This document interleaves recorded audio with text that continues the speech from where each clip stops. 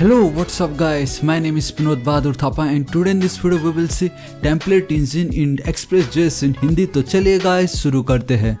सबसे पहले गाइस आप सभी का बहुत बहुत स्वागत करना चाहूंगा on express.js tutorial in Hindi in 2020 के ऊपर। एंड आज मेरा 6th वीडियो होने जा रहा है इस सीरीज के ऊपर। एंड अभी तक अगर आपने प्रीवियसली वीडियोस को नहीं देखा सो गाइस जरूर चेकआउट कीजिएगा। ऑलराइट, तो देखिए गाइस आज का वीडियो बहुत ही ज्यादा इंपॉर्टेंट है। क्योंकि अभी तक हमने जितना भी समझा वो ये समझा कि हम एक्सप्रेस की मदद से कैसे स्टैटिक वेबसाइट को सर्व कर सकते हैं। बेसिकली कैसे स्टैटिक वेबसाइट को आप कह सकते हो कि एक प्रकार से होस्ट कर सकते हैं सिंपल अपने कंप्यूटर में, अगर मैं आपको बताऊं तो। राइट, लेकिन उसमें प्रॉब्लम है कि कल के दिन अगर मुझे कुछ डायनेमिक कंटेंट ऐड करने रहे, सपोज यहाँ पे मैंने क्या लिखा रखा है, एक मेन्यू का नाम है दैट इज सब्सक्राइब। ठीक है, मैं चाहता हूं कि जैसे ही द मोमेंट में साइन इन करूं अपने नाम से, तो गाइस साइन इन करने के लिए जो नाम मैंने यूज किया मैं चाहूंगा कि आफ्टर साइनिंग वो नाम यहाँ पे आ जाए। तो एक डायनेमिक कंटेंट ही हुआ। राइट, तो मैं कुछ वैसा चाहता हूँ सिंपल, एंड वो बहुत इजीली हम कर सकते हैं गाइस। एंड उसको पाने के लिए ही गाइस हम यूज करते हैं टेम्पलेट इंजन इन नोड.js। ठीक है गाइस, ये बहुत ही इंपॉर्टेंट है। एंड आई नो आप में से बहुतों ने बहुत बार सुना होगा दैट इज पग,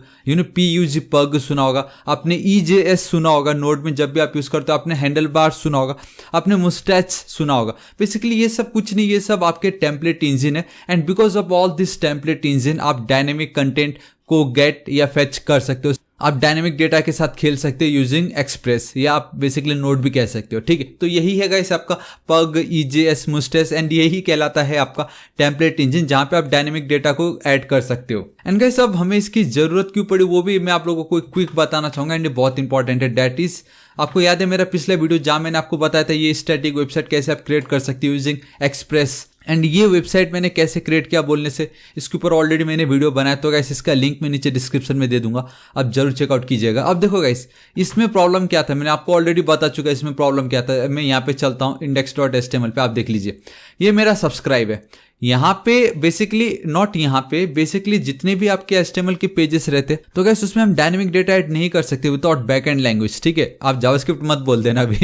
ठीक है, तो मैं बस इतना चाहूंगा कि अगर कोई साइन इन करता है तो ये जो सब्सक्राइब का ये जो मैंने लिख रखा है यहाँ पे, मैंने आपको अभी थोड़ी देर पहले ही बताया था, मैं चाहूंगा कि गाइस उसका नाम आ जाए यहाँ पे। बस मैं चाहूंगा कि यहाँ पे कुछ तो भी आप कह सकते हो गाइस, यहाँ पे कुछ भी एक ऐसा प्लेस होल्डर रहे कि जो भी लॉगिन कर रहा है उसका नाम यहाँ पे आ जाए। अगर मैंने एज ए विनोद साइनिंग की तो विनोद आ जाए, अगर मैंने एज ए थापा साइनिंग किया तो थापा आ जाए। मैं बस डायनेमिक डेटा चाहता हूँ यार, सिंपल। ठीक है, तो वो गाइस हम कैसे कर सकते हैं, वो सब आपके टेम्पलेट इंजन के थ्रू ही होता है। सो डायनेमिक डेटा के साथ अगर आपको खेलना हो या डायनेमिक वेबसाइट क्रिएट करना हो in express, so we need a template engine. And उसी टेम्पलेट इंजन के लिए मैंने आपको बताया we have this handlebars, आप देख सकते हो वीकली डाउनलोड्स।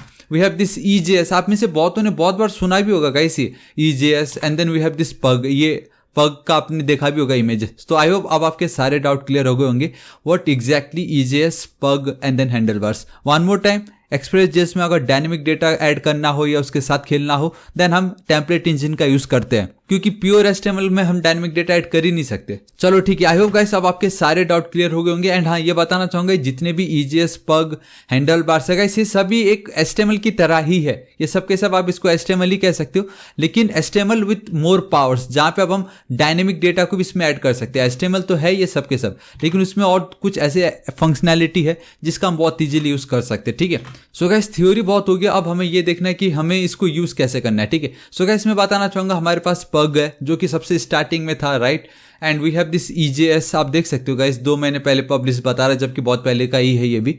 ठीक है, and then we have this handlebars. तो गाइस मैं आपको इन तीनों के बारे में जरूर बताऊंगा, लेकिन थ्रू आउट दिस सीरीज हम बेसिकली हैंडल बार्स के ऊपर ज्यादा फोकस करेंगे, क्योंकि ये ज्यादा सिंपल एंड थोड़ा अच्छा है। मतलब आप कह सकते हो कि it's more related to your HTML, आपको लगेगा कि आप HTML में ही काम कर रहे हो, इतना सिंपल है ये हैंडल बार्स। ठीक है, एंड गाइस मैं बताना चाहूंगा ये जो हैंडल बार्स है ये एक एक्सटेंशन है to the mustache templating language. And आप देख ही सकते हो गाइस जो खुद एक्सप्रेस का ऑफिशियल वेबसाइट है वहां पे बताया गया है some popular template engines that works with express or pug, mustache and then EJS।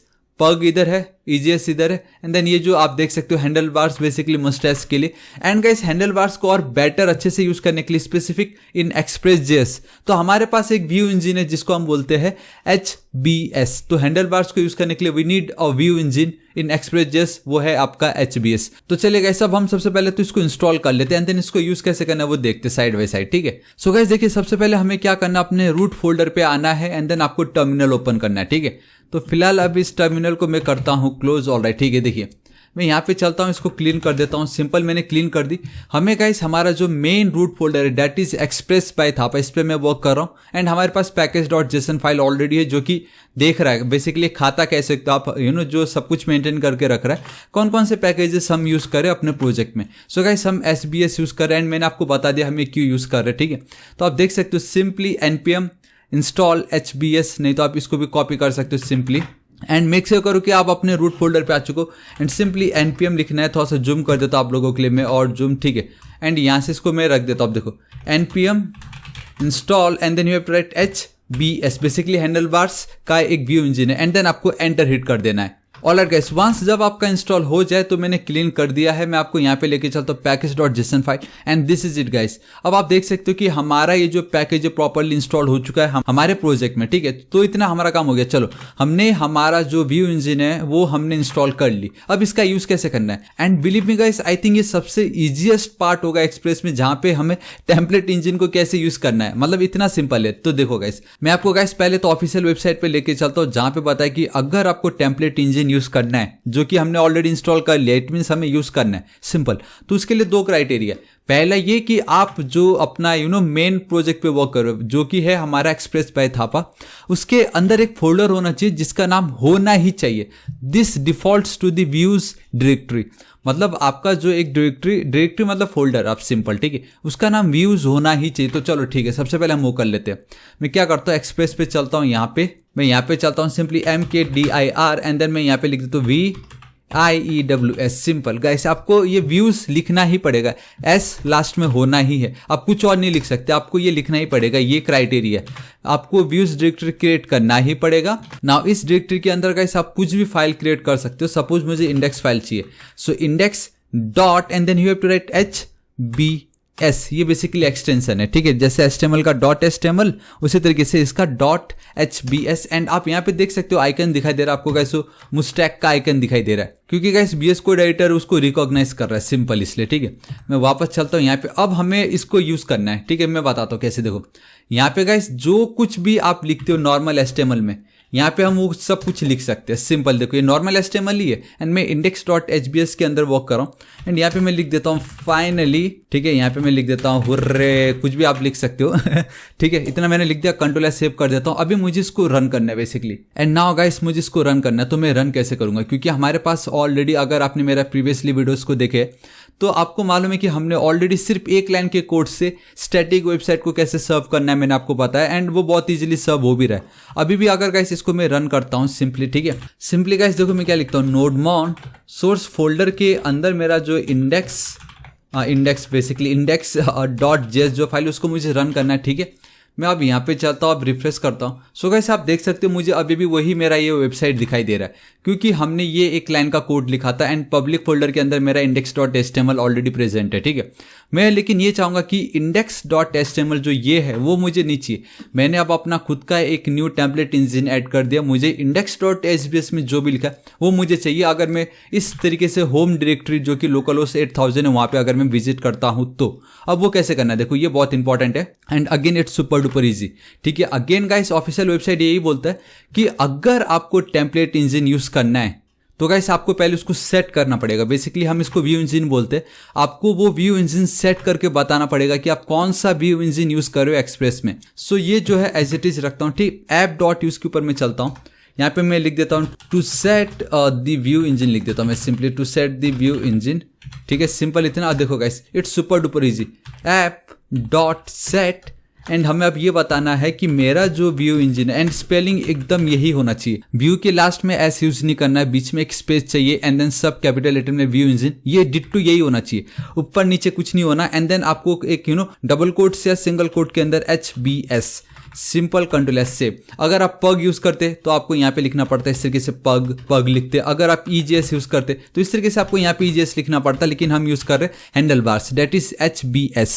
तो सिंपल इतना हमारा काम हो चुका है। हमने बता भी दिया कि मेरा जो बाय डिफॉल्ट व्यू इंजन है वो मेरा HBS है क्योंकि उसको मैंने इंस्टॉल कर दिया है।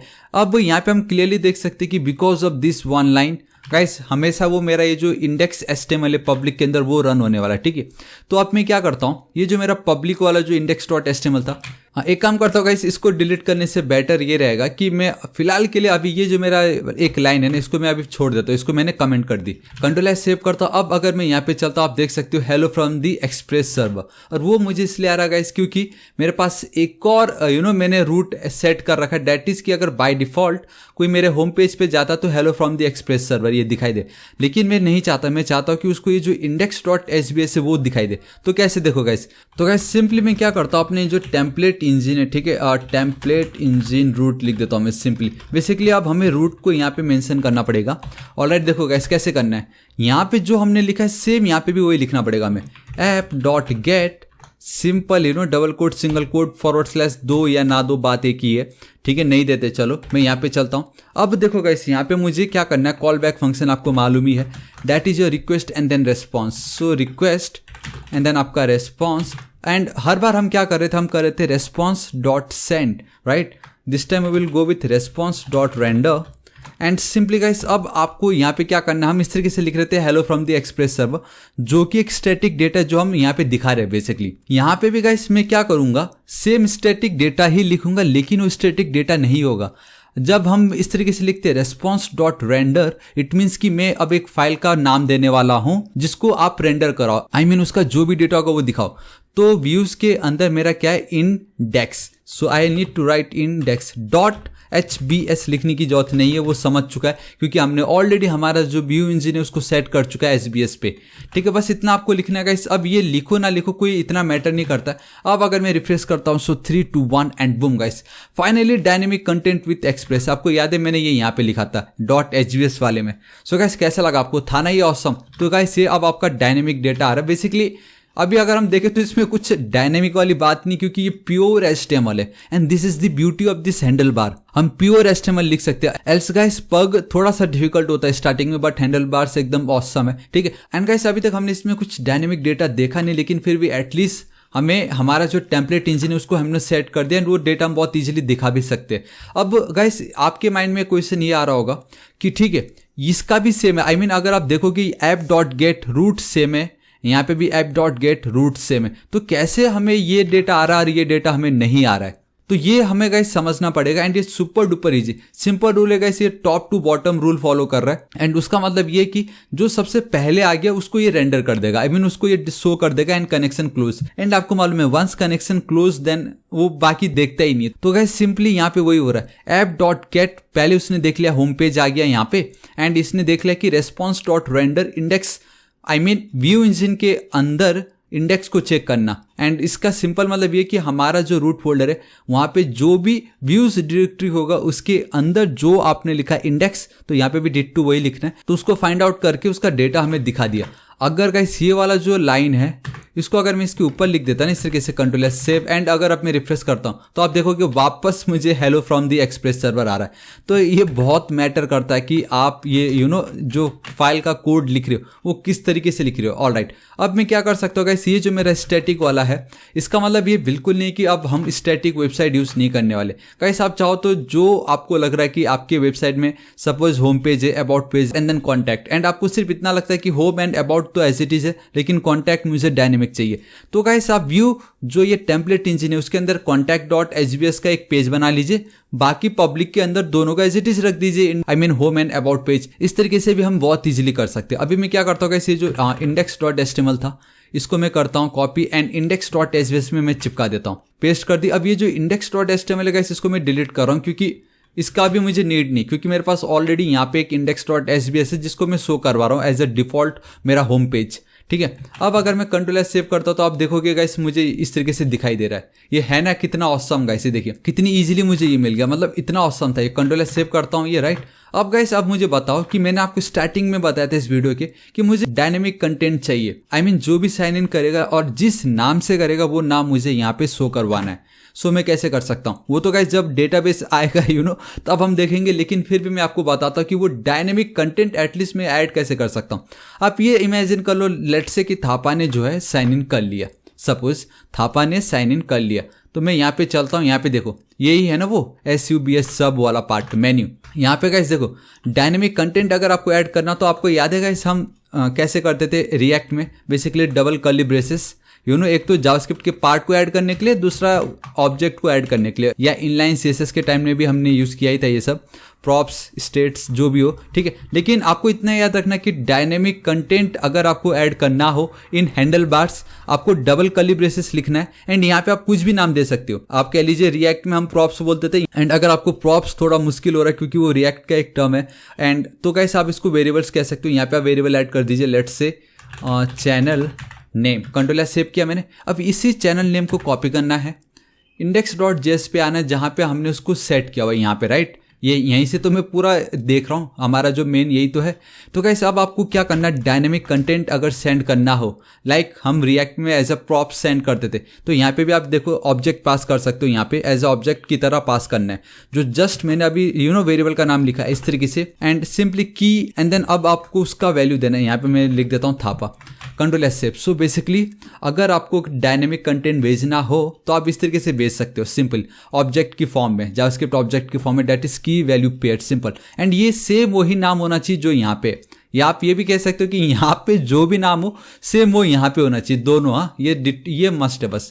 कंट्रोल एस सेव करता हूँ। अब अगर मैं रिफ्रेश करूँ एंड बूम गाइस, देखिए कैसा लगा आपको, यहाँ पे थापा आ गया, देख पा रहे हो आप, यहाँ पे थापा आ चुका है मुझे।